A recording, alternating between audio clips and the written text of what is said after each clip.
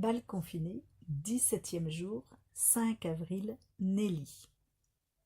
Capucine a parlé musique il y a quelques jours. Son fils Nathan ainsi que Léa et sa mère Clarisse ont parlé d'amour à venir. Je suis touchée, beaucoup par cette insouciante avidité à être amoureux.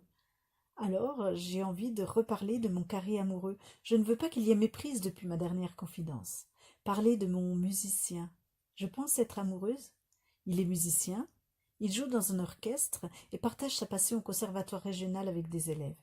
Il joue pour moi chaque seconde, même dans le silence. Je l'entends et il vibre en moi, même absent. Pour moi, c'est plus qu'un musicien, il est aussi chef de mon orchestre intérieur. Avant lui, le brouhaha. Avec lui, l'harmonie. Il caresse les cordes de mon clavecin interne. Ses attentions pour moi sont le duvet de plumes retrouvé du cocon originel, celui de la coquille. Il suce sans relâche la hanche du saxo qui l'habite, dans les gravités de la vie, pour lui donner souplesse et tonalité moins abrupte. Sous son souffle, mon corps tout entier s'arque, comme une harpe, et résonne sous la douce pincée de ses regards. Je pense être amoureuse, mais je n'aime pas en parler. Je veux garder en moi toute cette musique secrètement, pour qu'elle ne se disperse pas au vent. Et comme dit il y a quelques jours parfois, les accords joués se désaccordent et donnent des frissons de fraîcheur, voire de froid.